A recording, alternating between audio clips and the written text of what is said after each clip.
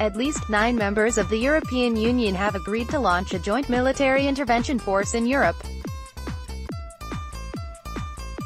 The effort, known as the European Intervention Initiative, is led by French President Emmanuel Macron and supported by Germany, Belgium, Britain, Denmark, the Netherlands, Estonia, Spain and Portugal. The intervention force will operate outside of the general structures of the EU. Consequently, Britain joined the initiative despite the country's plans to leave the EU. Italy had originally intended to support the initiative, but the country's new populist government is unsure about whether it will participate. Some analysts argue that the initiative is being launched because European countries no longer feel they can rely on the North Atlantic Treaty Organization to protect them, especially given President Donald Trump's constant criticism of NATO and reluctance to support it.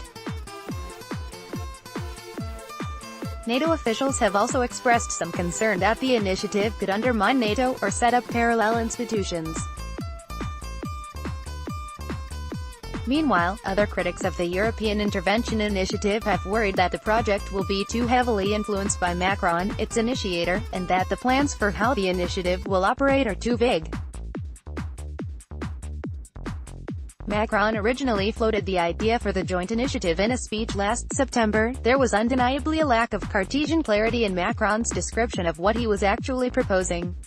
Nick Whitney, a senior policy fellow at the European Council on Foreign Relations, wrote in an op-ed, "At one point in his speech he declared that, at the beginning of the next decade, Europe needs to establish a